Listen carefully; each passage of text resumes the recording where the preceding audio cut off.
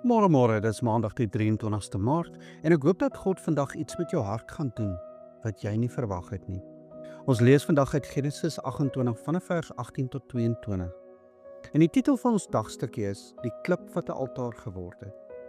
Dink 'n oomblik aan die mees eensame nag van jou lewe, die nag toe jy nie geweet het wat vorentoe lê nie. Die nag toe jy gedink het, niemand weet waar ek is nie.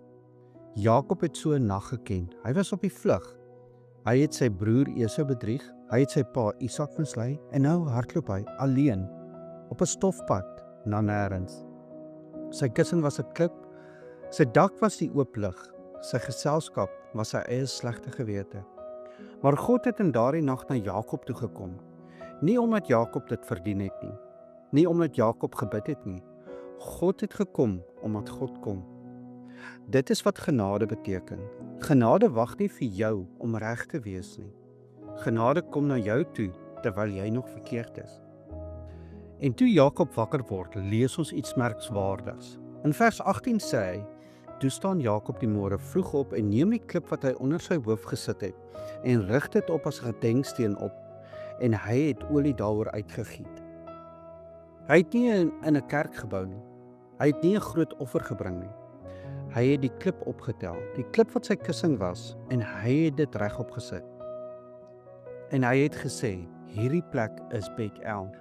Nou in Hebreëus beteken dit huis van God. Nou wil ek jy moet iets moois raak sien. Die plek het nie verander nie.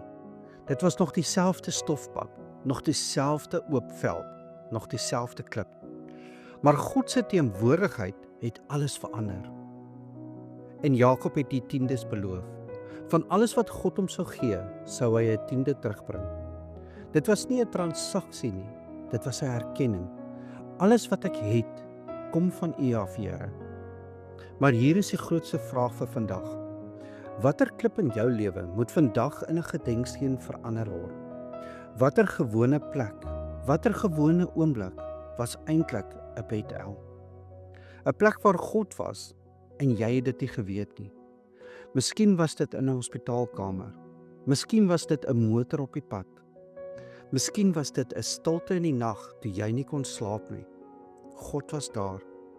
En hier is die laaste ding. Jakob se leer, die leer wat hemel en aarde verbind het, was 'n skadu.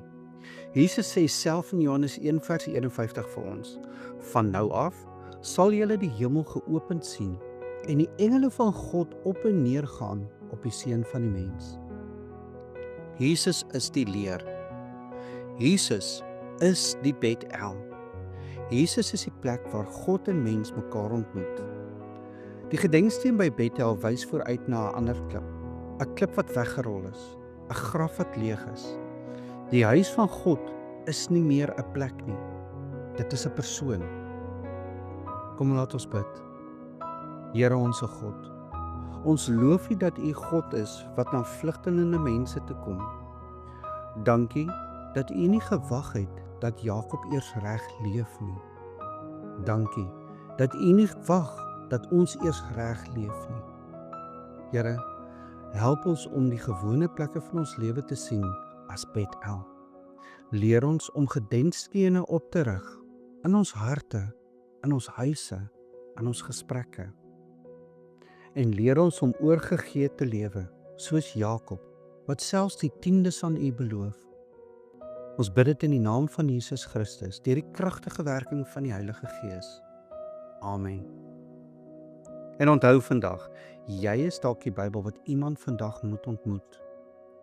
Gaan rig vandag jou eie gedenksteen op, net vir 'n oomblik stil te raak, en dankie te sê, dat die Here jou nooit sal verlaat nie. Ek hoop jy het 'n geseënde Maandag.